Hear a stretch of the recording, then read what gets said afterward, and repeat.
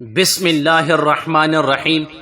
میرے محترم بھائیوں اور دوستوں، پہلا واقعہ، ایک نیکی پر جنت میں داخلہ۔ حضرت مولانا قاری فضل کریم صاحب اپنی کتاب دلچسپ اور ایمان افروز اسلامی واقعات کے اندر لکھتے ہیں کہ قیامت کے دن ایک ایسے شخص کو حاضر کیا جائے گا جس کے میزان کے دونوں پلٹرے نیکی اور بدی برابر ہوں گے، اور ایسی کوئی نیکی نہیں ہوگی جس سے نیکی کا پلٹرا جھک جائے۔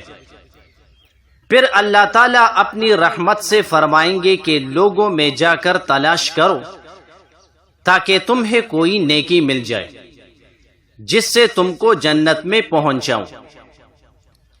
پس وہ شخص بہت حیران و پریشان لوگوں میں تلاش کرتا رہے گا، لیکن ہر شخص یہی کہے گا کہ مجھے اپنے بارے میں ڈر ہے کہ میری نیکی کا پلٹرا ہلکا نہ ہو جائے، اور ہر شخص یہی کہے گا کہ ہم تجھ سے زیادہ نیکی کا محتاج ہے۔ پس وہ شخص بہت زیادہ مایوس ہوگا۔ اتنے میں ایک شخص پوچھے گا تجھے کیا چاہیے؟ وہ کہے گا مجھے ایک نیکی چاہیے، اور میں بہت لوگوں سے مل چکا جن کی ہزاروں نیکیاں ہیں، لیکن ہر ایک نے مجھ سے بخیلی کی ہے۔ پس وہ شخص کہے گا کہ میں نے بھی اللہ تعالیٰ سے ملاقات کی تھی، اور میرے صحیفہ میں صرف ایک ہی نیکی ہے، اور مجھے یہ گمان ہے کہ اس سے میرا کوئی فائدہ نہیں ہوگا، لہذا تو ہی اس نیکی کو میری طرف سے ہدیہ لے جا اور اپنی جان بچا۔ وہ شخص اس نیکی کو لے کر بہت خوشی کے ساتھ اللہ سے ملے گا۔ اللہ اپنے علم کے باوجود اس سے پوچھے گا تیری کیا خبر ہے؟ وہ کہے گا اے میرے رب، میں نے اپنا کام اس طریقے سے پورا کیا۔ وہ شخص اپنی پوری حالت وہاں بیان کرے گا۔ پھر اللہ تعالیٰ اس شخص کو بھی حاضر کرے گا جس نے اس کو نیکی دی تھی، اور اس سے اللہ تعالیٰ کہے گا آج کے دن میری سخاوت تیری سخاوت سے کہیں زیادہ ہے، لہذا اپنے بھائی کا ہاتھ پکڑ اور تم دونوں جنت میں چلے جاؤ۔ اللہ اکبر۔ دوسرا واقعہ، حضرت مولانا شبلی رحمہ اللہ اور اللہ کی نام کی قدر۔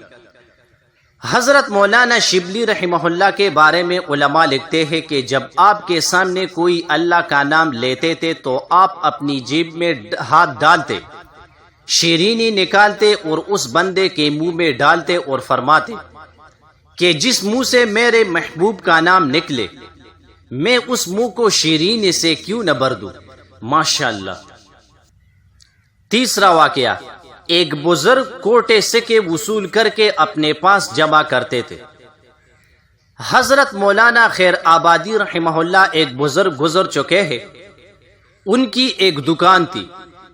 ان کی عادت تھی کہ جب کوئی گاہک آتا اور اس کے پاس کبھی کوٹا سکہ ہوتا تو وہ پہچان تو لیتے تھے مگر پھر بھی رکھ لیتے اور سودا دیتے۔ اس دور میں چاندی کے بنے ہوئے سکے ہوتے تھے۔